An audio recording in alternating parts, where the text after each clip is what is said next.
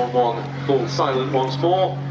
In case you missed, as we get the extra 300 straight into the air. In case you missed my quick run through of the flying Jack 3, the replica SE5A, the vintage pair of Chipmunks, and the Aerobatics Wingwalkers before the show closes with the joint taxi run of the Lancaster and Mosquito, which we expect to be at about 20 to 5. That's because we've unfortunately lost the Silver Stars parachute team and the Cat 10 aerobatic display from today's programme for various technical reasons. So we will be finishing a little earlier than planned. We expect that last taxi run for the Lancaster and Mosquito to go off at about 20 to 5.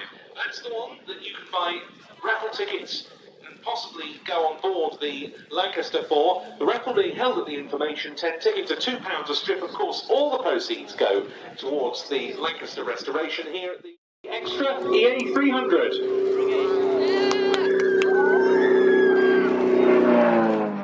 Power to weight ratio and manoeuvrability of this German designed and built aerobatic aircraft, one of the series of types conceived by the German aerobatic pilot and engineer Walter Extra. This is the 300 horsepower model, which is available in both low and high wing variants. We'll see, as I've said, more of them on display fairly shortly, actually, courtesy of the Blades, who are one of many leading aerobatic teams around the world to be mounted on Extra products.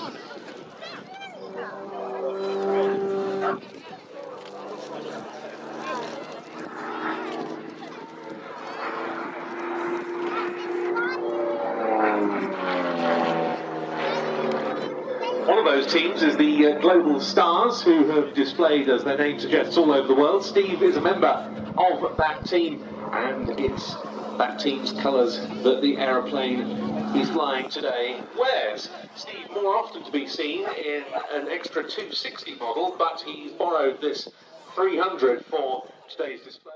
Quite a lot of people have enjoyed doing over the years who've gone on to fly on the display circuit, and that all helped him build ours for him to get his commercial pilot's licence the following year.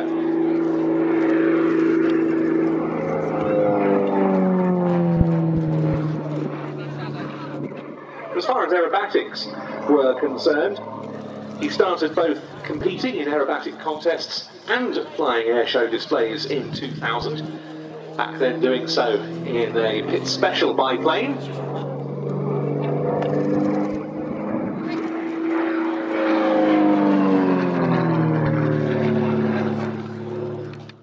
Quite the full repertoire as regards the aircraft's G limits, of course. You don't want to fly to the absolute maximums.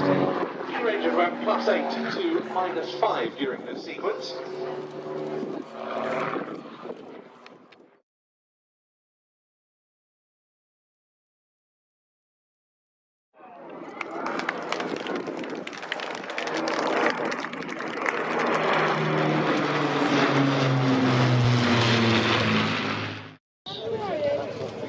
Aerobatic.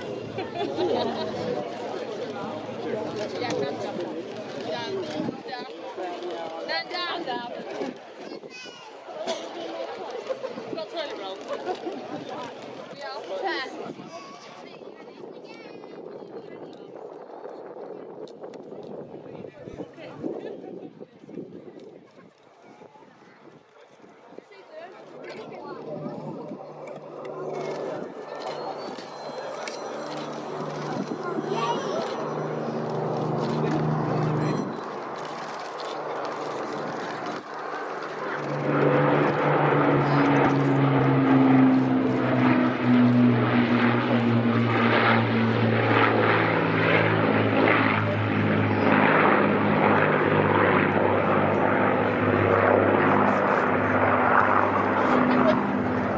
Today you see the Hurricane PZ865 flown today by Flight Lieutenant Charles Croft.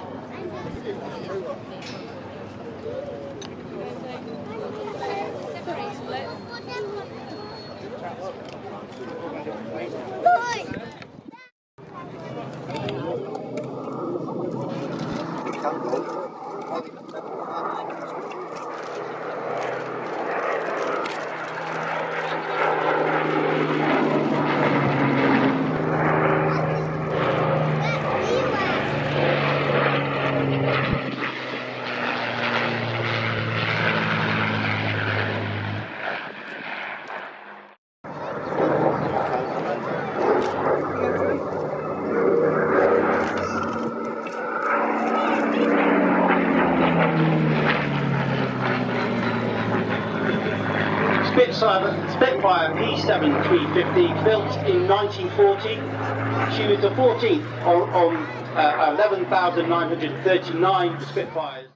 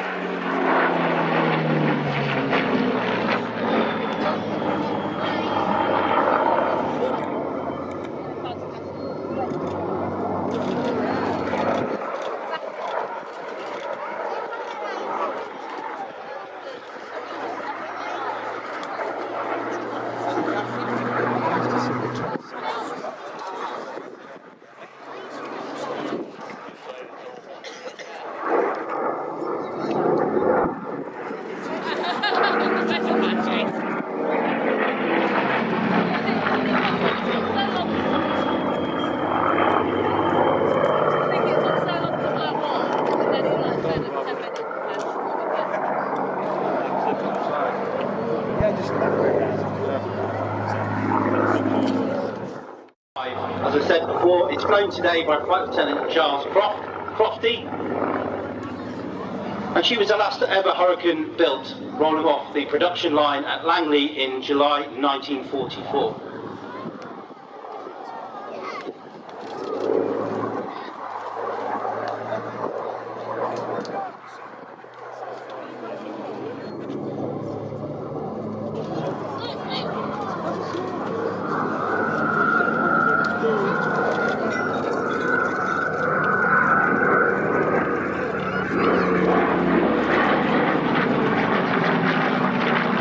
Inscripted the last of the many, in 1950 she entered the King's Cup Air Race, achieving second, flown by Group Captain Townsend.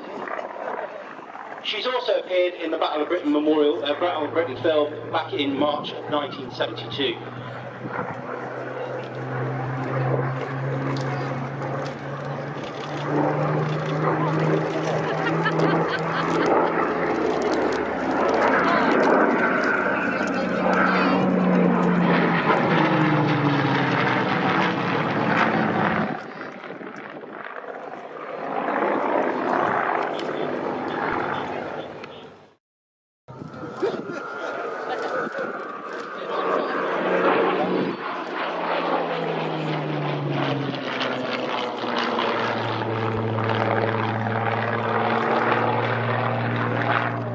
As Crofty pulls up and away, we see the arrival of the Lancaster.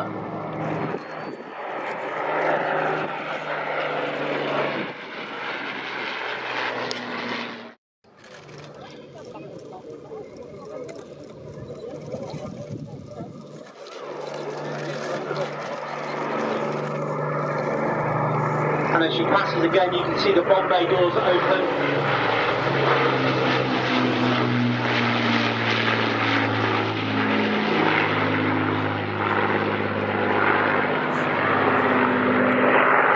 A few weeks earlier when she was built, so the aircraft was modified for the Far East operations against the Japanese as part of the Tiger Force.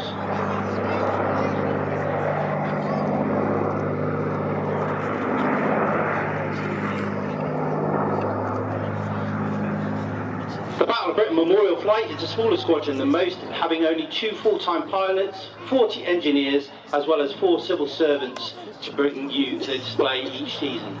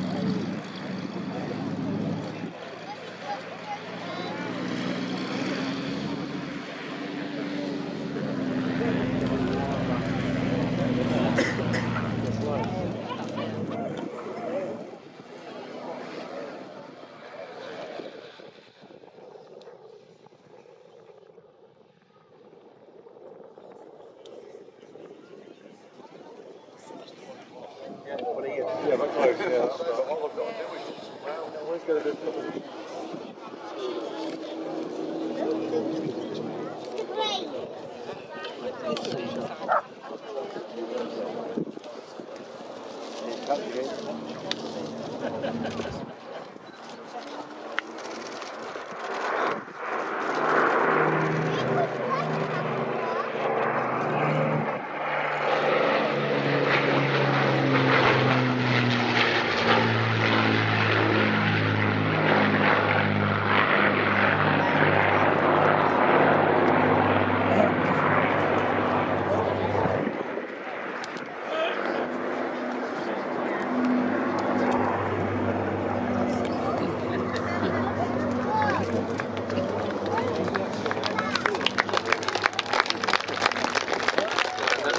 The display from the...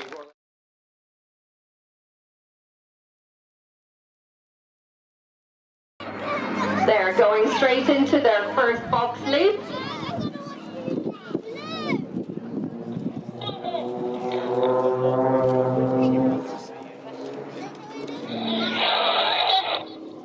Now pulling straight up into the vertical.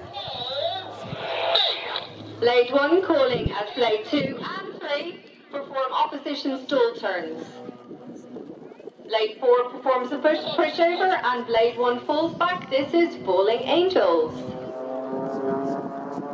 Our cameras at the ready for this next one. This is the first break of the display. Please give your hands together for the Blades crossbar break.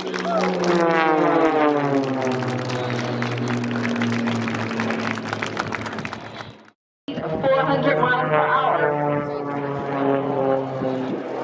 In order to perform snap rolls, the pilot stalls the aircraft and uses a boot full of rudder to force the aircraft to roll rapidly.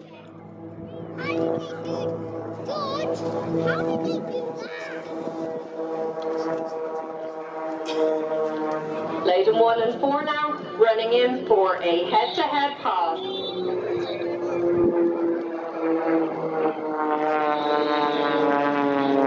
We're now crossing in the centre line and pulling up to 1,000 feet, where they will cut the engines for silence.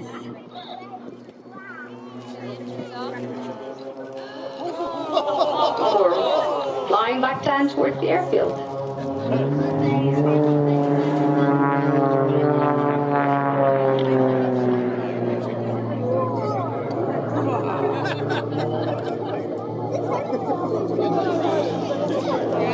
This is Blade 4 here, James Macmillan, who was the youngest fast jet pilot in the Royal New Zealand Air Force before joining the RAF. He has an impressive history flying Harriers, Typhoons, and then also flew with the Red Arrows. This is called the Blade Slide and makes for a great picture.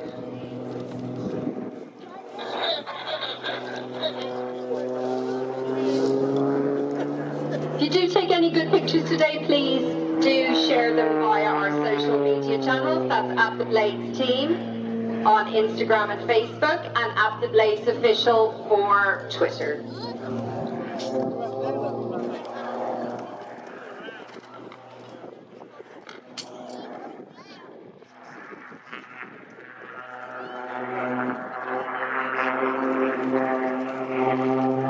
Looks like he's having a good fun up there today. He's just done some vertical rolls there. Looking now to your left, Blade 1 Andy Evans will lead the crowd into our next manoeuvre, which is one of the crowd favourites. This is called Crazy. We've been doing this manoeuvre since 2006. I think it definitely still needs some work.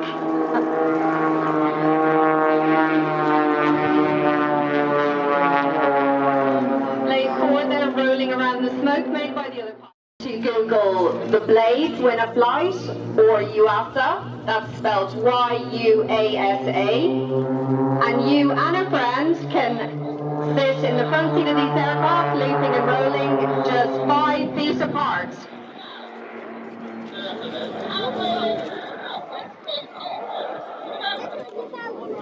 The competition closes on the 4th of September at the Bournemouth Air Festival. Please do get entering.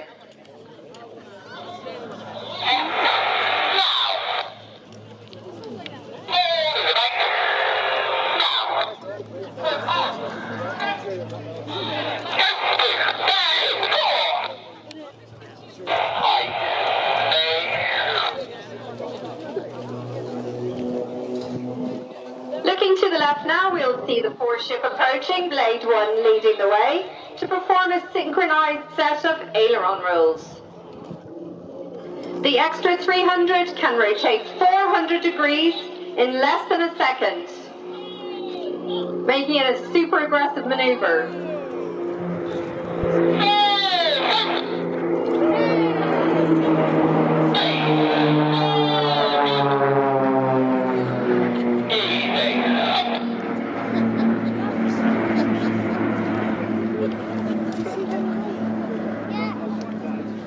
I haven't mentioned Blade 2, that's in.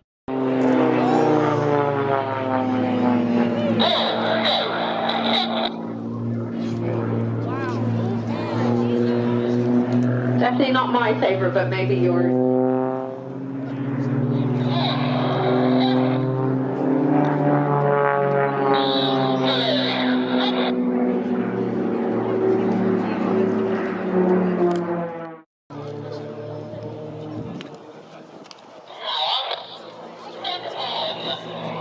Okay, they're just going to run in for the last manoeuvre. This is called the champagne split.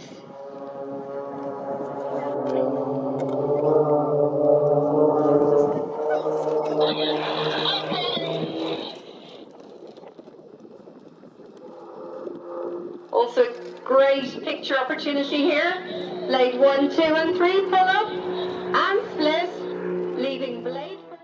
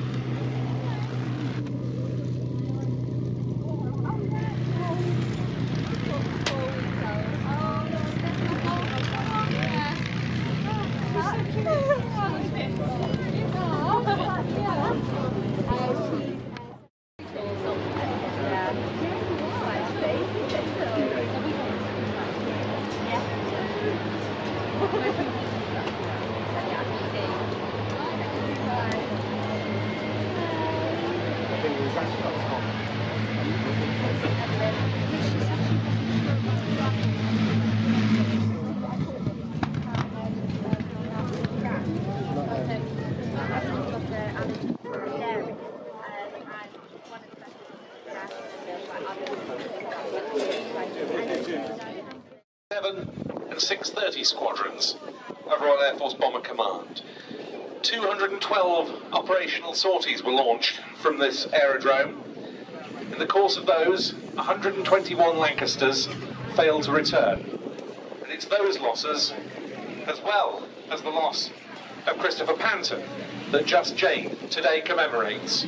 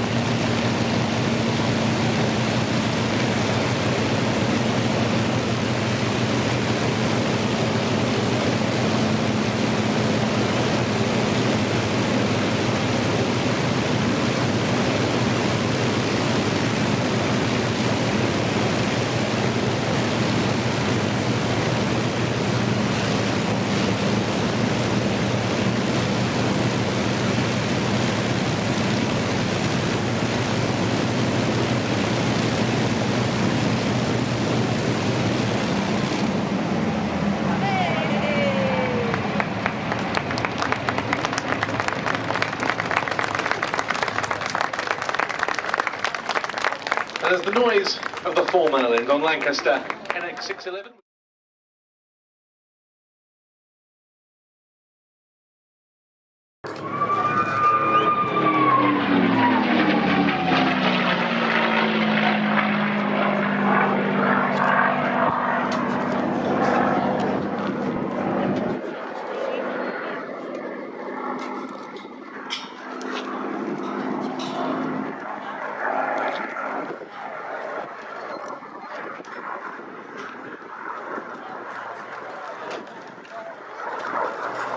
I know we're going to get this.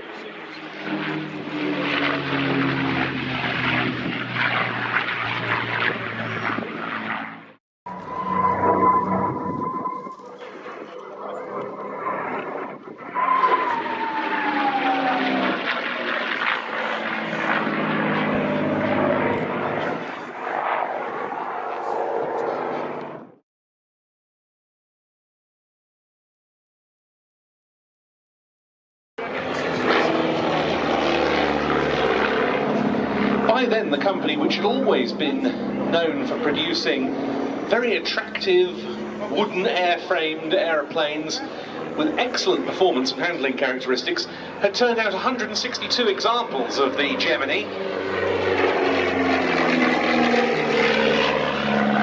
8 more of them were, in fact, finished off by other firms, all but one of them as Mark III models, with de Havilland and Gypsy Major engines instead of the original Blackburn Cirrus Minor power plant of 100 horsepower each.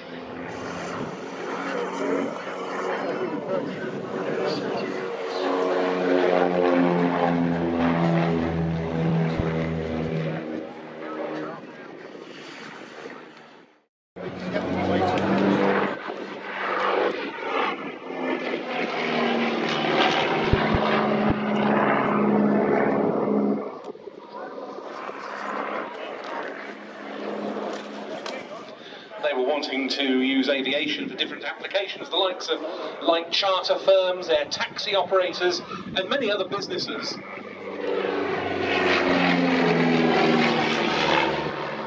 Now racing pilot Nat Summers in a Gemini with Gypsy Major engines.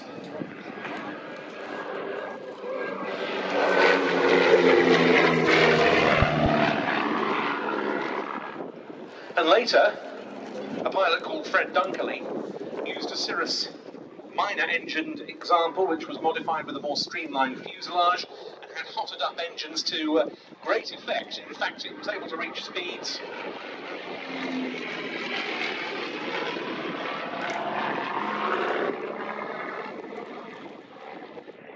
in excess of 170 miles an hour on the racing circuit.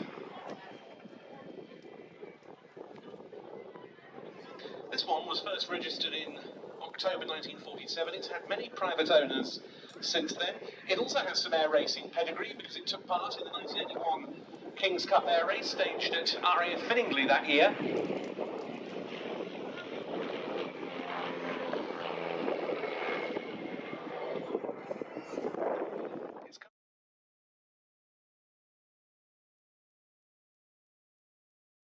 Until it was sold off in 1995.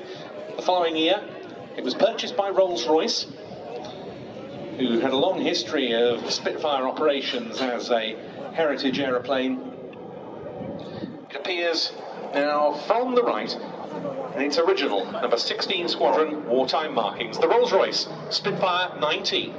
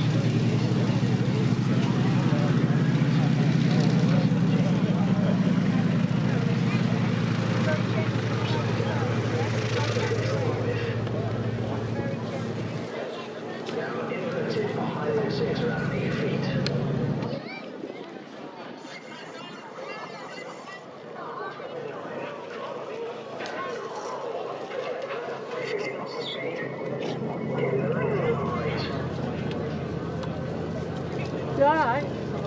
So they're going then? No, Huh? too early. Let's stand up for a bit. Mike continues to make a tremendous contribution to our aviation heritage by acting as one of the regular taxi pilots here at the centre.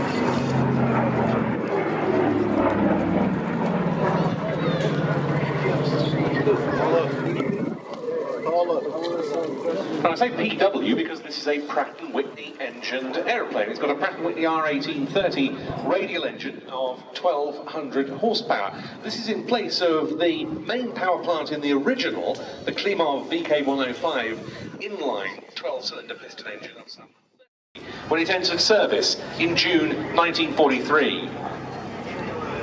Wait.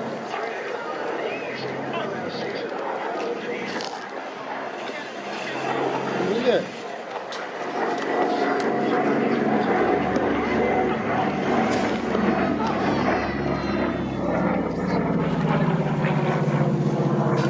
The Act 3's first major combat occurred in the Battle of Kursk in July to August 1943. That was a crucial engagement for the Soviets when it came to gaining the upper hand against German forces. Large-scale deliveries of which had been set up in 1942 following the German invasion of the Soviet Union.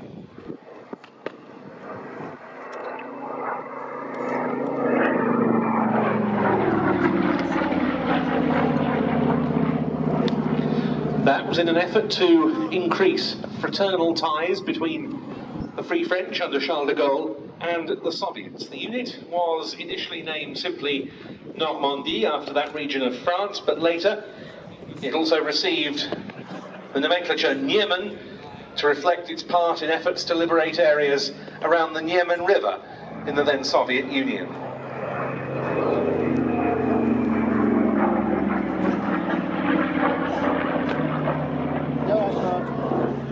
It had also received Yak 7s and Yak...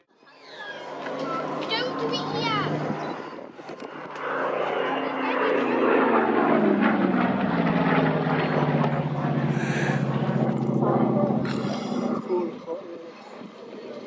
I don't feel right. Just did it.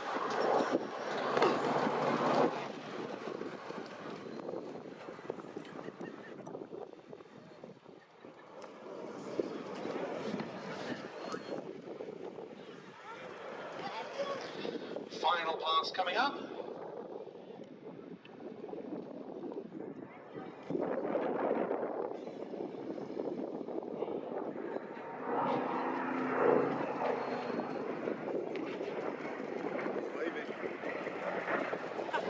That's what they do, right?